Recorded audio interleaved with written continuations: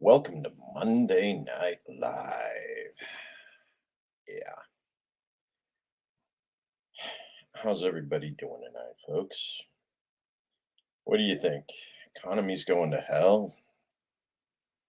Biden wants to go war in the Ukraine. Yeah, what are we doing about that, man? War in the Ukraine. Why are we doing that? Some Ukrainian oligarchs are a little bit scared that maybe a Russian supported revolution isn't in their best interest. Yeah. Sorry. I'm not exactly 100% on that. Reason why is because I know our current president has very close ties to many of those Russian oligarchs. We can talk about my own personal disapproval of Biden. Some people out there that like to say, Joe, you're too harsh on Hunter. You're too harsh on Hunter. He didn't do all those things people say he did. And he was earning 80K a week doing nothing but getting stoned out of his gourd in hotel rooms with hookers.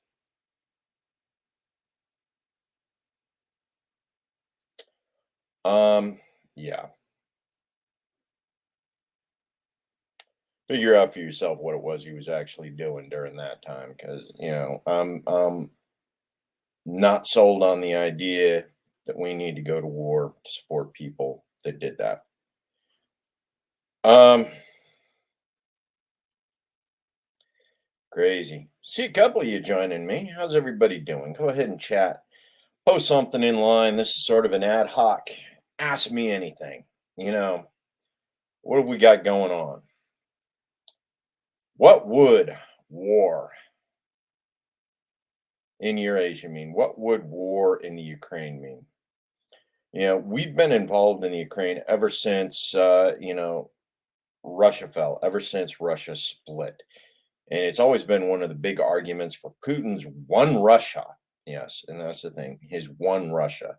The idea that they can go back in and rebuild the Soviet Union through acquisition of lands that were lost when the Soviet socialist republics fell. Several of those were Eastern Bloc. We have the Ukraine there. Ukraine was one of those that fell during that time. And ever since, the US and NATO has had their fingers in that little pie, working on trying to make sure that, yeah, we got. But why war? Right, Jackie? Why war? Because it's about resources. It's about strategic resources. The reason why we've been involved in the Ukraine for the last 40 years is in order to prevent. Love you too, Danny. Love you too. You're still young enough to get drafted, man. Pretty sure they won't come after us old folks, but you, yeah, Danny. I think you're still young enough. Um, for the last 40 years, we've had our fingers in our pie going in, with everything that's going on in that. And over the last 40 years, Russia has been working on trying to develop and create a sense of economic cooperation and support. Yeah, Union Day, Union Day. Glad you guys got that going on. Amazing stuff watching, the unions here in the state of Idaho rebuild. You know, Danny's member of the local IBEW, International Brotherhood of Electrical Workers. Good stuff going on there, Danny. Union Day. But economic cooperation in Eurasia, in the Middle East, in the Ukraine, around the Russians. The idea was we would be able to go in and create this economic cooperation, or Russia, post Soviet socialist republics. Yeah, I know, Jackie. I know. A lot of those old folks still want to believe that, the Russians, it's the Russians. The Russians are the bad guys. The Russians are the bad guys.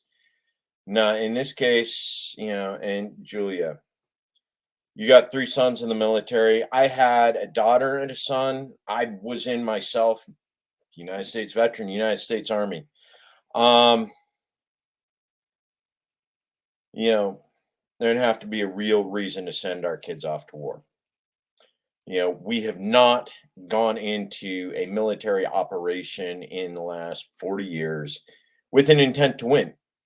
Matter of fact, it's arguable that we got involved in World War II without an intent to win. The idea was, maybe we get lucky. Maybe we'd be able to ride the wave. We did get lucky. We were part of winning World War II.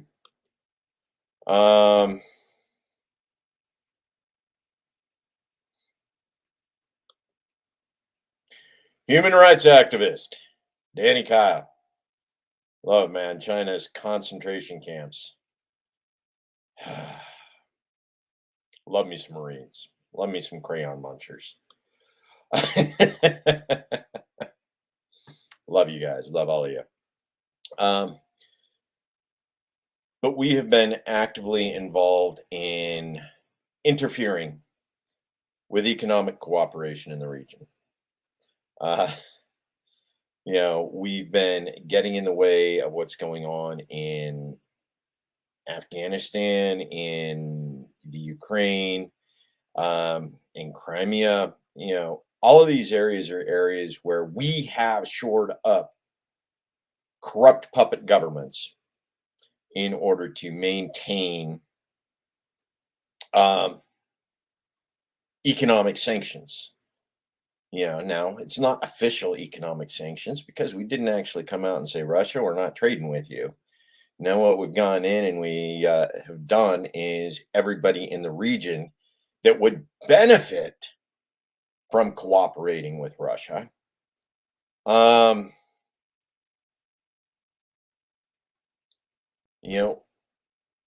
We've gone in and told them that if they were to cooperate with Russia, we wouldn't trade with them, we wouldn't help them, and we did install corrupt politicians and puppet states in those locations in order to make sure that we were able to maintain those unofficial economic sanctions against Russia. 40 years we've been doing that. So, interesting thing. How do we stop Putin from invading Ukraine? It's a good question because Putin is still working on the one Russia plan. We are still working on maintaining issues, an economic siege, if you will, by preventing several of Russia's neighbors from working with Russia. See, right now, the Ukraine has been part of Russia's economic strategy for the past 40 years. They want to run a pipeline through there so that they have access to oil that's running through a pipeline rather than shipping it in by freighter. They've been interested in creating a transcontinental road, which would go through the Ukraine and down into those countries, down into the Middle East, so that they would have one continuous road for being able to ship supplies, basically create their own supply line, supply chain through renting, leasing, or purchasing Ukrainian lands in order to maintain that freedom of movement through the Ukraine so that they can continue to make sure that their people have supplies and their organization, their businesses, all of these, and we've been actively interfering for over 40 years now. Honestly, if we were to pull the CIA and the State Department out of the Ukraine and allow the Ukrainians to actually have a legitimate election where we hadn't interfered with it, and allow the new Ukrainian leaders to actually develop beneficial cooperative agreements with their next door neighbor, the Russians, we wouldn't actually need to worry about Russia invading. We wouldn't, because all of a sudden the economic agreements would be there, the reasons to maintain a peace would be there. Uh, the Ukraine would benefit from the amount of money that's invested in making sure that the oil pipeline goes through, making sure the road goes through. The economic advantages of being part of a transcontinental road and freeway so that they can sell to those people who are transporting through. They would have access to move their goods out of the Ukraine into either Russia or Europe. Either way. We look at that. So couple stats I did a little while back on what we got in the Ukraine.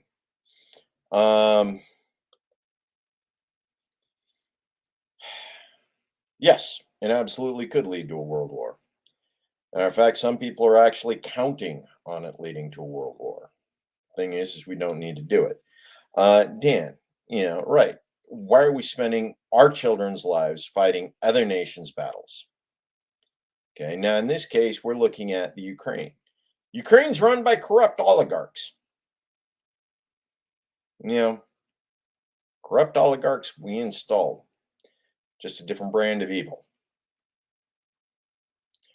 And yeah, absolutely. We need to stop. We need to stop the conflict. We need to stop the competition. Because really, the war in the Ukraine, if it happens, it's not about human advancement. It's not about culture advancement. It is about competition between oligarchs. It's competition between American oligarchs and Russian oligarchs. And in this case, the Ukrainian oligarchs, and whether or not they're capable of benefiting from this conflict between the American and the Russian oligarchs. We have people in both camps, in Russia's camp, in the American camp, in the Ukrainian camp, who would love to see an era of international cooperation. I mean, real cooperation. An end to these bush wars, an end to these little tiny Cold War conflicts that we keep popping up just, in order to maintain the endless war. Endless war. Endless war. That's another big one. Let's talk about endless war. The war that was never meant to be won.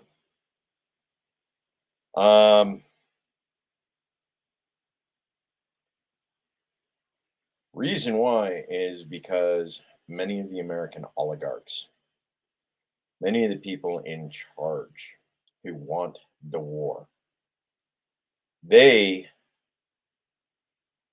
will accept a profitable loss. As long as they're making money, they do not care whether or not American sons and daughters die.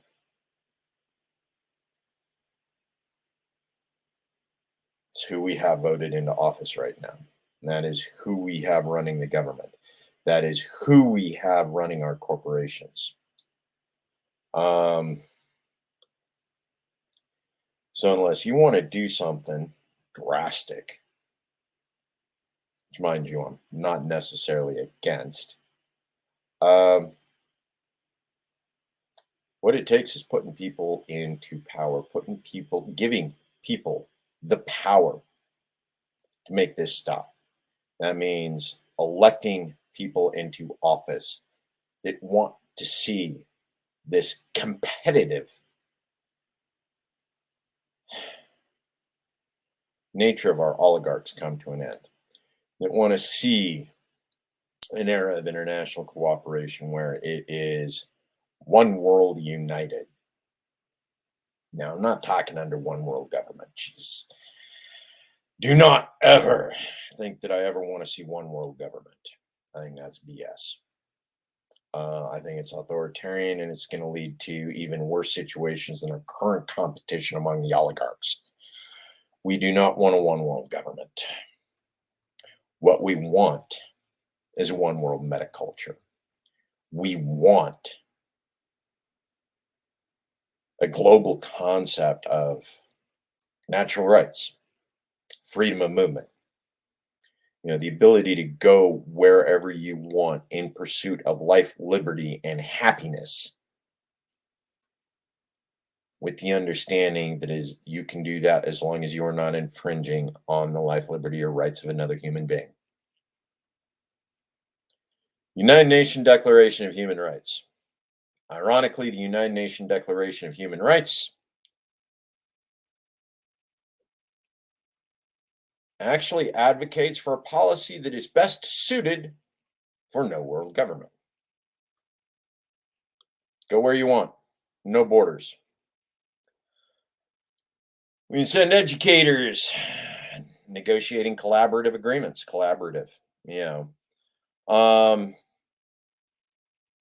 and you're right, Danny. These wars are not about citizens, but about governments. These are oligarchs who are competing for market share. These are oligarchs that are competing for resources, and they have chosen war rather than collaboration as the means of getting ahead. They would rather kill people in order to stay in the same place ahead of the competition than form a cooperative agreement that would allow everybody to get ahead.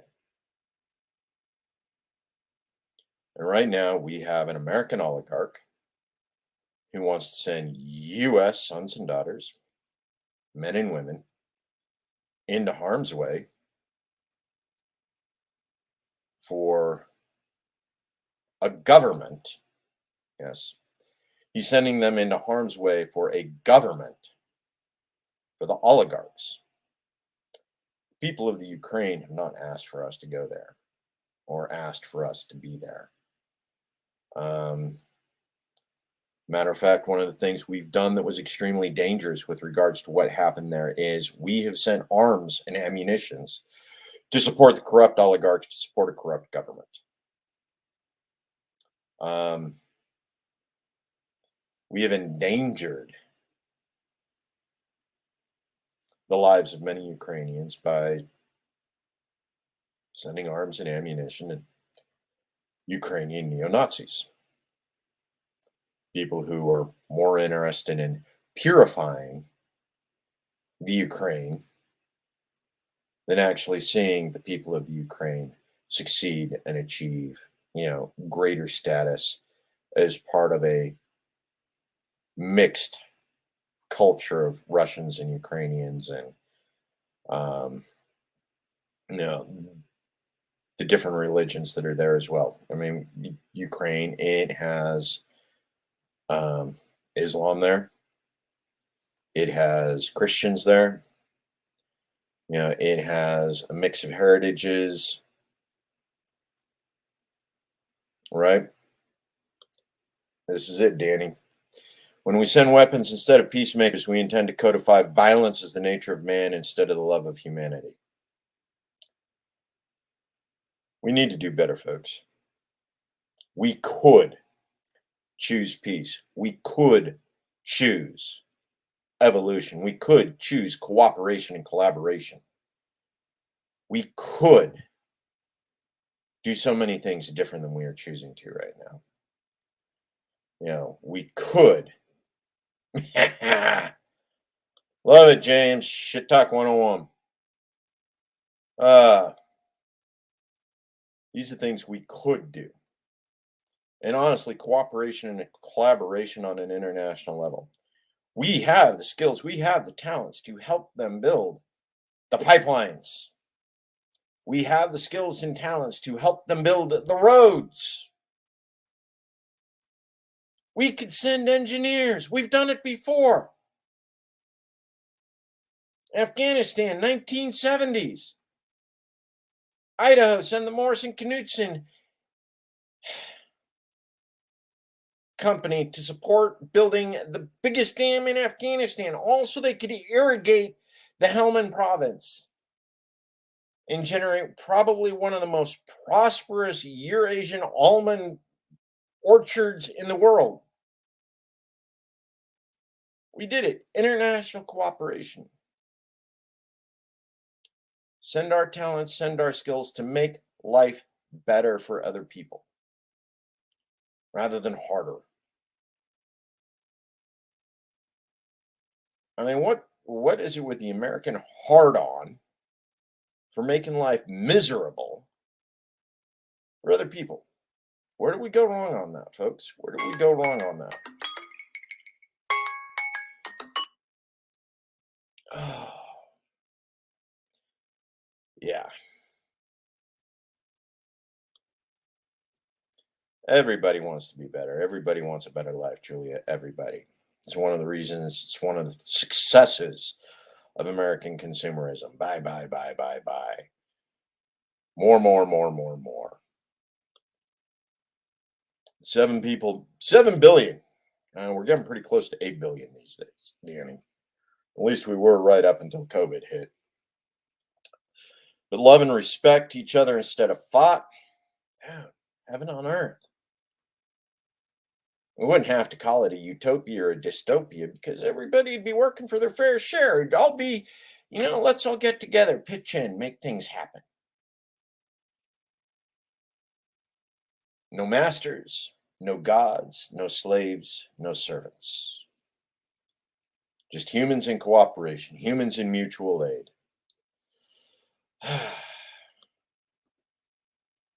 Manifest destiny. Yeah, you're right on that, James. We're convinced that without us, without Americans, without manifest destiny, the world would come to a screeching halt. Well, it's about to come to a screeching halt because of us.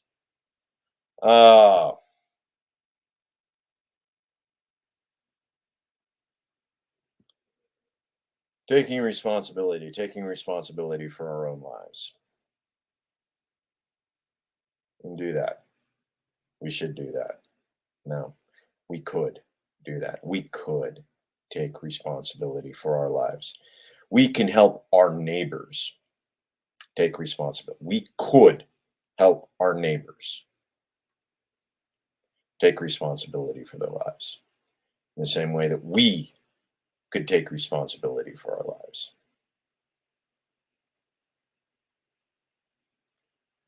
And the more of us who take responsibility and help others to take responsibility,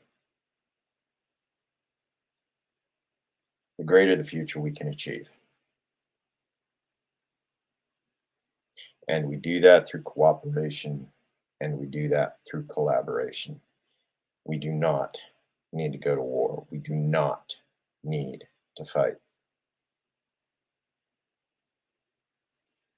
We could choose consent over coercion.